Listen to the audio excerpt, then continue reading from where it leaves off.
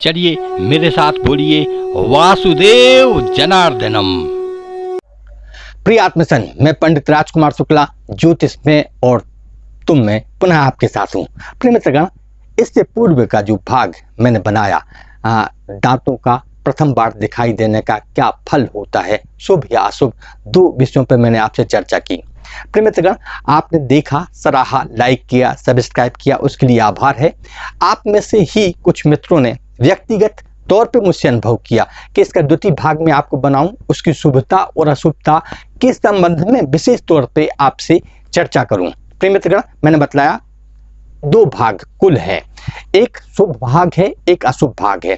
तो जन्म से 5 वर्षों तक का, 5 वर्षों तक नहीं, क्षमा कीजिए, 5 मासों तक का, यदि इन जन्म से 5 मास के बीच में आपके बच्चे का दांत प्रथम बार दिखाई देता है तो ये अशुभ फल को उत्पन्न करता है। इससे पूर्व वाले भाग में मैंने आपको बतलाए 6 से 10वें या 12वें मास तक जो बच्चे का दांत दिखाई पड़ता है उसकी शुभता के संबंध में भी मैंने आपसे चर्चा की। आज मैं आपको उस अशुभता का, जो जन्म के 7 और जन्म के 5 मास तक बच्चे के दांत दिखाई देने पर जो अशुभ लक्षण या जो उसके अशुभ फल कहे हैं, उनको नाश करने के लिए कुछ सरल उपाय बतलाता हूं, आप ये कर लें।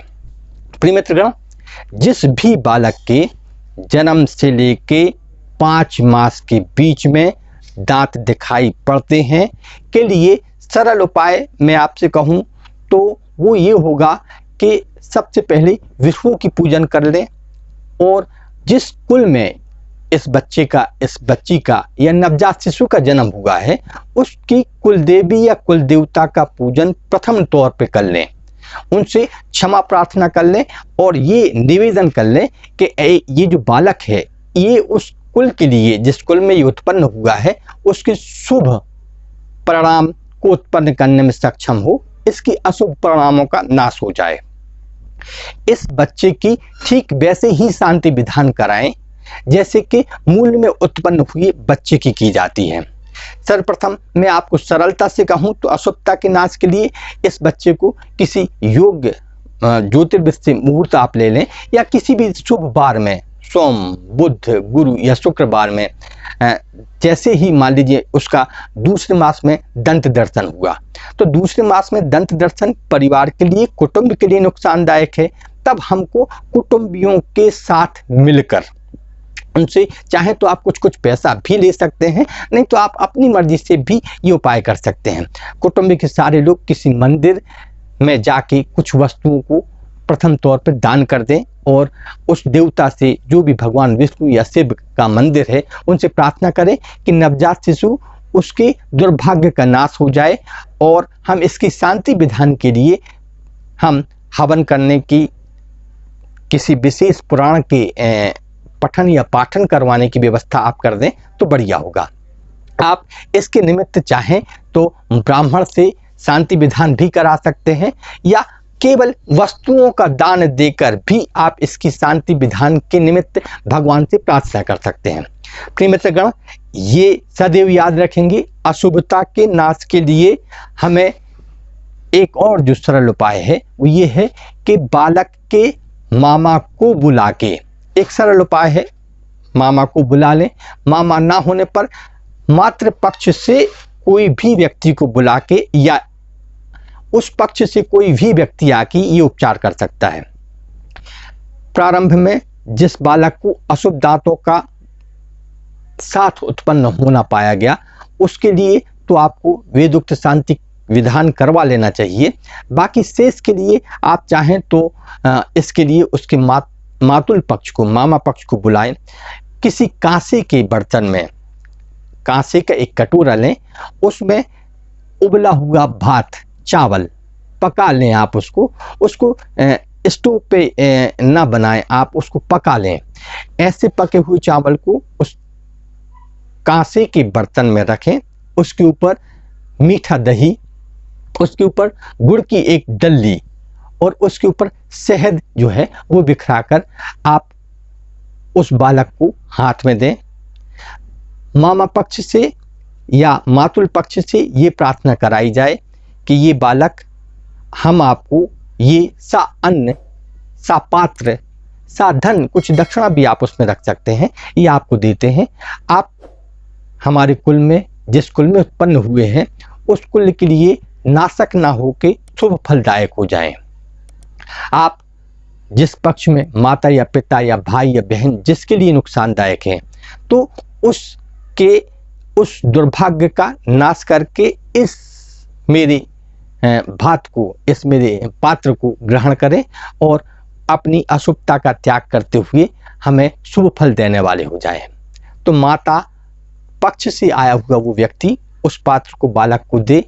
बालक को देने के बाद वो पात्र लेके बालक के सहित या बालक की माता पिता सहित किसी पवित्र नदी पर जाए, या ऐसी नदी जो समुद्र तक जाती हो, या जो भी आपके आसपास पवित्र नदी हो, या नदी कोई भी हो, आप उसमें उस बालक को ले जाकर, बालक के सहित जाकर उस पात्र को नदी में विसर्जित कर दें और प्रार्थना करें कि आप इस दुर्भाग्य को आप दूर ले जाइए और इस बालक को, इस दुर्भाग्य का इसके साथ नाश हो जाए।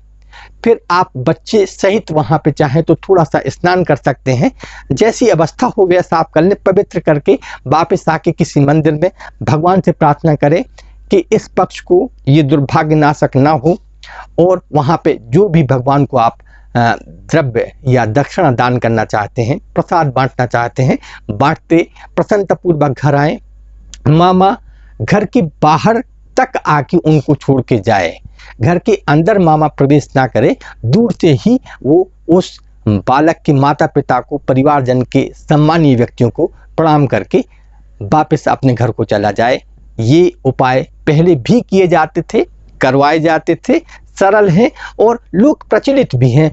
ऐसा करने से उस बालक की जो अशुभ फल कहे हैं वो प्राप्त ना होंगी। तो ये अशुभता के संबंध में मैंने आपसे बात की। अब मैं कहूँ कि शुभता को और शुभता में कैसे वृद्धि कर लें। प्रिय मित्रगण, ध्यान रखेंगे, छठवें मास में जन्म लेने पर ऐसा व्यक्ति भोगी होता है। अब भोगी दो प्रकार का होता है, एक कुमार्गी हो, एक सदमार्गी हो।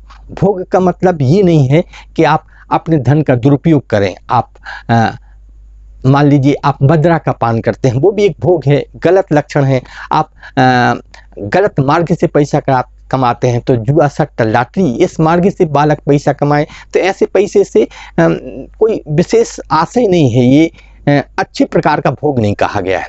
तो इसको बदलने के लिए बरहमिस ध्यान रखेंगे, बालक की कुंडली में जो भी सृष्टेश हो, उस सृष्टेश का जो भी उपाय आप करना चाहें, वैसे सरल होगा कि उसकी वस्तुओं को आप नदी में प्रवाहित करके आप उस सृष्टेश की शुभता के बारे में उस नदी से प्रार्थना करें, तो वो सृष्टेश उच्च भाग्यवान बनाता है और भोगों के माध्यम से ऐसा व्यक्ति जो है वो समस्त प्रकार के भोगों को भोग के अपने कुल या परिवार के लिए शुभता उत्पन्न कर सकने में सक्षम होता है।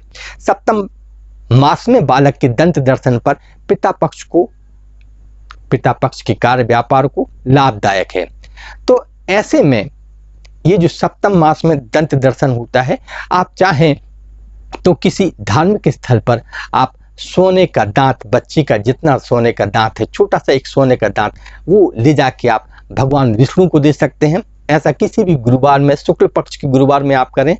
आप एक दांत वहाँ पे भगवान विष्णु को चढ़ा के आप उसका दान दे के उस पिता की शुभता, उसके भाग्य के लिए उत्तम प्रार्थना भगवान विष्णु से करके पिता के कार्य व्यापार को, उसकी उन्नति को, उसकी चहुमुखी विकास के लिए वो आप उसकी शुभता में और वृद्धि कर सकते हैं। अष्टम मास में ऐसा व्यक्ति बलिष्ठ होता है, तो उसके बल के लिए आपको ध्यान देना होगा कि बरहमेश माता पक्ष के कुछ लोगों को आप कुछ वस्तुओं सहित बुला लें और वो सारी की सारी वस्तुएं आप किसी धार्मिक स्थल पर दान कर दें। तो ऐसा जातक वो विशेष तौर पर अपने शारीरिक स्वास्थ्य से, अपने शौर्य से, पराक्रम से वो समाज में मान सम्मान, धन, वैभव, यश, कीर्ति प्राप्त करता है। नवम मास में जो दंत दर्शन कहे हैं, ये भाग्य के लिए बहुत उत्तम है, ये पिता के लिए उत्तम है। तो इसके लिए भी आप चाहें तो किसी बृहस्पतिवार में या एकादशी के दिन आप भगवान विष्णु के मंदिर में जाएं और कुछ भी आप जो भी सोने की कोई छोटा सा टुकड़ा या जो आपकी श्रद्धा या जितना आप कर सकते हैं वो भगवान विष्णु को स्वर्ण दान करें, तो आपके बालक के भविष्य में उसके पिता के लिए और उसके भाग्य के लिए उत्तम फलकारक होगा। दशम मास में दंत दर्शन होने पर ऐसा व्यापारी बनाता है ये, जिससे कि उस समाज में व्यापार को करे और अंतर्राष्ट्रीय स्तर पर यानी इस देश से बाहर भी व्यापार करे। तो ऐसे इस कर्म के लिए आपको श्रीमद् भागवत का मूल पाठ कराना वो उत्तम होगा। आप भगवान कृष्ण की निमित्त कोई वस्तु दान करते हैं वो बढ़िया होगा। भगवान कृष्ण के मंदिर में जो है आप बालक को ले जाके उसके हाथ से जो भी आप दान कराना चाहें तो वो आप दान करवाएं, तो ऐसा जातक और शुभता में वृद्धि होगा। एकादश भाव के लिए बढ़िया होगा कि आप बच्चे को उत्तम शिक्षाओं, उत्तम कार्य व्यापार की स्थिति को बनाए रखने के लिए उसको किसी ब्राह्मण व्यक्ति को आप सौंप सकते हैं। मानसिक तौर पे आप उस ब्राह्मण को वो बालक दे दें तो उसके भाग्य में और उसके कर्म में, आय में अनंत वृद्धि होगी। तो ऐसे ही आप द्वादश भाव में शुभता बढ़ाने के लिए आप तीर्थ स्थलों पर भंडारे करवा सकते हैं। आप गरीबों को, निस्सहायों को आप धन, अन्न जो आप देना चाहें वो दे के उसकी शुभता में वृद्धि कर लें। प्रिय मित्रगण, ये भाग मैंने आपसे कहे, ये सरल थे। आप और कहेंगे तो मैं और तीसरा भाग भी इसका आपको बनाऊंगा, वो आपके लाइक, शेयर और कमेंट्स पे डिपेंड होगा। आप मुझे यूट्यूब पे, आप जीमेल पे, जहाँ कहीं भी आप मैसेज करके बताएंगे तो ही मैं आपको भाग बनाऊंगा। प्रिय मित्रगण, आपने ध्यान से सुना, आप सराहते हैं, आप पसंद करते हैं, इसके लिए मैं आभारी हूँ। मिलते हैं किसी अगले भाग में, आपके जो भी कमेंट्स होंगे उस हिसाब से। तब तक के लिए वासुदेव जनार्दनम।